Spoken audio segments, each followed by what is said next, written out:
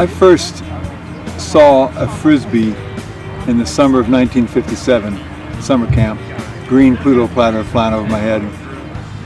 And you have a few moments in your life that stick out above the sea of humdrummery, you know, and that was one of them. I still remember to this day.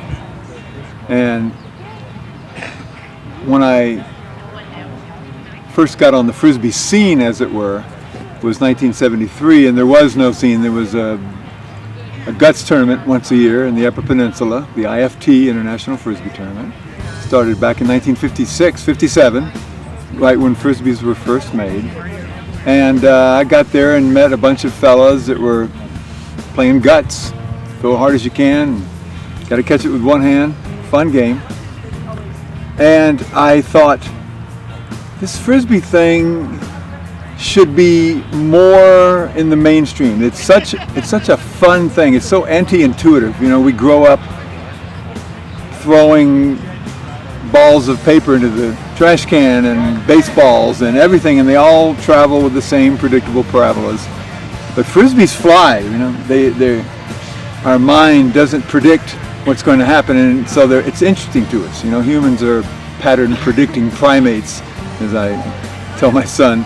And the pattern of flight of a Frisbee is very unique. So in a way, I think sporting-wise, it would behoove all of the world to at least be exposed to it. So how do you do that? And I was going to school at the time at MIT, and I was thinking, how could we showcase Frisbee? And I started doing halftimes for the MIT basketball team.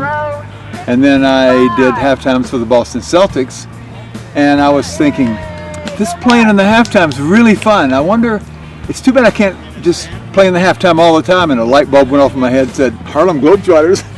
And so I picked a partner, Victor Malafronte, who was at that time just an amazing Frisbee player. He's the only guy to ever blow my mind, actually, before or since. And we went on tour, 200 cities in 180 days, and that was a time of a lot of growth, because all of a sudden people from all across the country could see Frisbee in a way that they had never imagined. We're throwing it through the hoop from the other end, and multiple skips and juggling and tipping and kicking and delaying behind the back. We're doing all these things that people had never imagined. And all of a sudden Frisbee seemed like something worth doing, and we had a Sports Illustrated article and a bunch of TV spots, and all of a sudden Frisbee started going. Talked to Ed Hedrick at Whammo and said, you know, we should have a world championship. And so we came up with a list of all the people we knew, because I had just gone all around the country trying to find the Frisbee meccas. Actually, when I went to that IFT in '73, one of the guys that was there, Roger Barrett on the Berkeley Frisbee group, he gave me a list of everybody that he knew in California that was a player. So I started compiling a list of all these little pods. There was the Chicago one, there was an Ann Arbor one, there was a New York one, there was Spider Wills in Laguna Beach, and John Mortimer and Tom Baudet, and all these guys that were completely separate, out just doing their thing. And I went around and saw them all, picked up what I could, learned air bounces from Tom Baudet, and, you know, elbow tips from Stork. And so if there was any sort of role that I think that I might have played in the development of all this, is I sort of helped get the energy of, why don't we do this at a bigger level than just a guts tournament once a year? Let's make this into a bigger deal.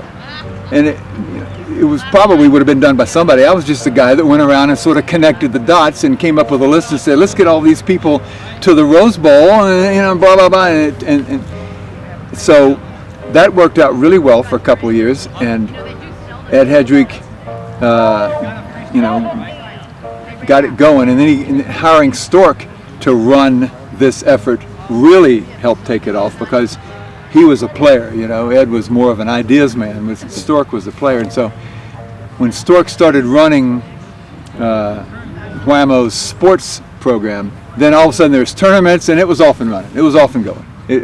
And it's still going. Ultimate's alive and well. The overall doesn't seem to be doing much, but you know, golf, and you know, it's funny because when I'd done that Sports Illustrated article,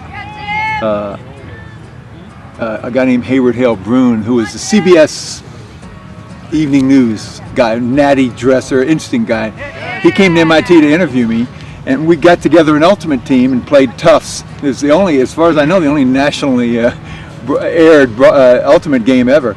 But he and I were talking about who is the best athlete, and he thought pygmies were the best athletes because they could body weight, they could climb and run forever and all that stuff. But when we had that Sports Illustrated article, I got a whole lot of letters saying, dude, we had it. You're blowing it. You're letting Joe Sixpack and Harriet Housewife in on it. We already had this cool thing. If you naturally, were attracted to Frisbee, that's the only people that should be playing. And I said, no. Everybody ought to at least have a chance to see about it, because it's, we need alternative ways of viewing sport. It shouldn't always be, hockey, you go to a boxing match and a hockey game breaks out, that kind of thing, there should be some alternative stuff in there. And it was a time in the 70s were sort of an alternative time anyhow in our culture for trying to come up with different paradigms. And I think Frisbee is an excellent alternative sports paradigm. Do you think we'll get back to sort of the popularity of the 80s, the 70s, 80s? And how do you think we'll get back there? Well, obviously, the liberal capitalism model is the one that works in the world today. I mean, that's been shown over and over. And by that I mean the reason it stopped, if you look at the sales of Frisbees, say in 1973, and you look at the sales of Frisbees in 1982, tremendous upswing in sales. What happened in 1982? Whammo got to be so cash rich that they were bought by Kransco, who had no interest in promulgating the sport, promoting the sport. They quit putting money into it. It went right straight down. So, as I say, the liberal capitalism model is a very successful one. Frisbee would be very popular if anyone were to put money into it. It would keep growing. That's the way things work in this culture. Just like hockey, soccer, anything. You put money into it, it grows. Yeah. You push it, and it doesn't matter what it is. A guy can write a wonderful novel, but if the booksellers aren't putting big posters in the bookstores and ads in every paper, they're not going to get to be number one on the New York Times bestseller list. It's what you put money into, our culture responds to. But if apart from just that sort of an economic way of looking at things, I think that Frisbee would succeed better than most other things because it is so different psychologically. As Stencil Johnson said, Frisbee is the perfect union of man's greatest tool, his hand, and his greatest dream, to fly.